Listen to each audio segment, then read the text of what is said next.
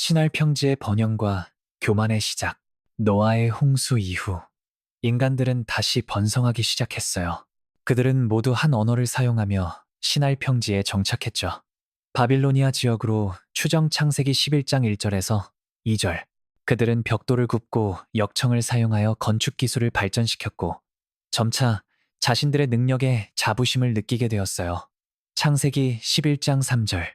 어느 날 그들은 모여서 우리 이름을 높이고 흩어지지 않게 하자 며 하늘에 닿는 탑을 쌓기로 결정했어요. 창세기 11장 4절. 이 탑은 단순한 건축물이 아니라 하나님을 의지하기보다 자신들의 힘으로 권력과 명예를 세우려는 교만의 상징이었죠. 그들은 탑을 중심으로 하나의 거대한 도시를 세우려 했고 하나님께서 주신 온 땅에 충만하라는 명령을 거역하며 한 곳에 머물기를 원했어요. 창세기 9장 1절. 이 계획은 인간의 교만과 하나님에 대한 불순종으로 가득 차 있었죠. 탑 건축의 열기와 인간의 야망. 신할 평지의 사람들은 탑 건축에 모든 열정을 쏟아부었어요. 그들은 밤낮으로 일하며 탑을 점점 더 높이 쌓아 올렸고 그 과정에서 공동체는 더욱 단단해지는 듯 보였죠. 아이들은 부모를 따라 벽돌을 나르며 웃었고 노인들은 탑이 완성되면 자신들의 이름이 영원히 기억될 것이라며 자랑스러워했어요. 지도자들은 탑 꼭대기에 올라가 하늘을 바라보며 우리가 하늘에 닿을 날이 멀지 않았다고 외쳤어요. 그들은 탑이 단순히 건축물이 아니라 자신들의 위대함을 상징하는 기념비가 되기를 바랐죠. 그러나 그들의 마음에는 하나님을 향한 경외심이 점점 사라지고 있었어요. 그들은 하나님 없이도 우리는 위대할 수 있다고 믿었고 탑을 통해 자신들이 하나님과 동등해질 수 있다고 착각했어요. 이 모든 과정은 하나님의 뜻을 거스르는 교만으로 이어졌고 그들의 야망은 점점 더 위험한 방향으로 나아가고 있었죠. 하나님의 관찰과 심판의 결정. 하나님은 인간들의 계획을 보시고 내려오셔서 그들이 쌓는 탑과 도시를 관찰하셨어요. 창세기 11장 5절. 하나님은 그들이 한 민족이여 한 언어를 쓰니 이런 일을 시작하였으니 이제 그들이 하려는 일을 막을 수 없게 되리라고 말씀하셨어요. 창세기 11장 6절. 이는 인간의 교만이 하나님의 뜻을 거스르고 끝없는 죄악으로 이어질 수 있음을 의미했죠. 하나님은 그들의 언어를 혼잡하게 하여 서로 소통하지 못하게 하기로 결정하셨어요. 창세기 11장 7절. 이는 단순한 처벌이 아니라 인간이 하나님의 명령을 따르도록 그들을 흩으시려는 섭리였어요. 땅에 충만하라는 하나님의 심판은 교만한 인간의 계획을 무너뜨리고 그들을 다시 하나님의 뜻 안으로 이끄는 과정이었죠. 언어의 혼잡과 탑 건축의 중단. 하나님의 결정에 따라 신할 평지의 사람들에게 갑작스러운 변화가 찾아왔어요. 하루아침에 그들의 언어가 달라지며 서로의 말을 알아들을 수 없게 되었죠. 창세기 11장 7절. 건축 현장은 혼란으로 가득 찼어요. 벽돌을 더 가져와 라고 외치는 소리가 누군가에게는 전혀 다른 말로 들렸고 지시를 따르던 일꾼들은 서로를 이해하지 못해 다투기 시작했어요. 결국 그들은 더 이상 협력할 수 없게 되었고 탑 건축은 중단되었죠.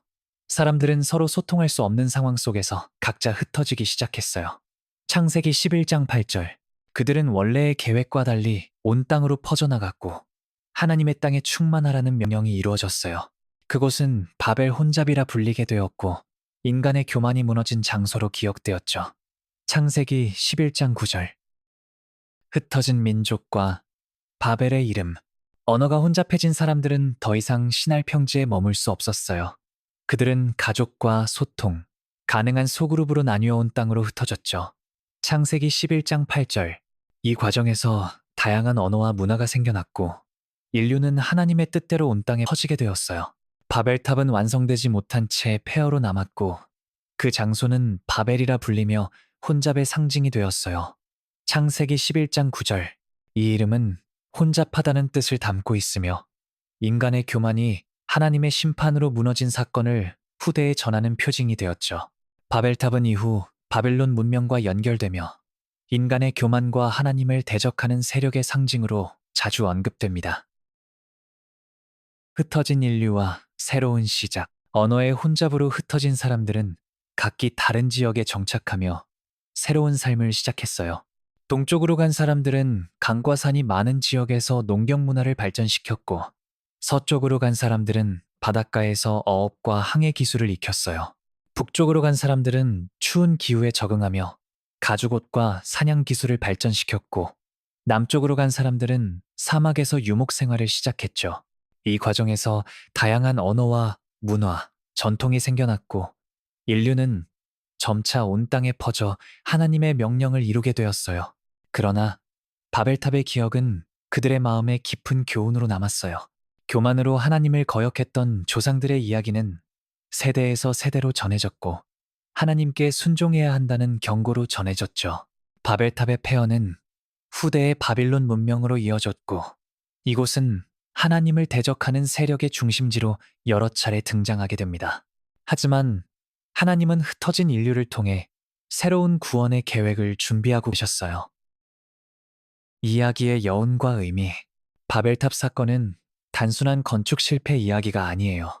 이는 인간의 교만과 하나님의 주권을 대비시키며 하나님의 뜻을 거스르는 자는 결국 실패할 수밖에 없음을 보여줍니다. 인간은 하나님을 의지하기보다 자신들의 힘으로 하늘에 도달하려 했지만, 하나님은 그들의 언어를 혼잡하게 하여 계획을 무산시키셨어요. 창세기 11장 7절에서 8절. 이 사건은 하나님의 온 땅에 충만하라는 명령이 이루어지는 과정이기도 했죠. 창세기 9장 1절 언어의 분열은 인류의 다양한 민족과 문화의 기원이 되었으며, 하나님의 섭리가 인간의 계획보다 크다는 것을 증명합니다. 신약에서 성령이 강림하신 오순절 사건에서 사도행전 2장 언어가 다시 하나가 되는 장면은 바벨탑의 혼란을 뒤집는 구원의 상징으로 해석되기도 해요. 바벨탑은 오늘날까지 교만의 위험과 하나님께 순종해야 한다는 교훈을 전합니다. 또한 이 사건은 하나님께서 흩어진 인류를 통해 새로운 구원의 역사를 준비하셨음을 보여주며 이후 아브라함을 부르시는 계기가 됩니다. 창세기 12장. 하나님의 계획은 인간의 실패 속에서도 결코 멈추지 않죠.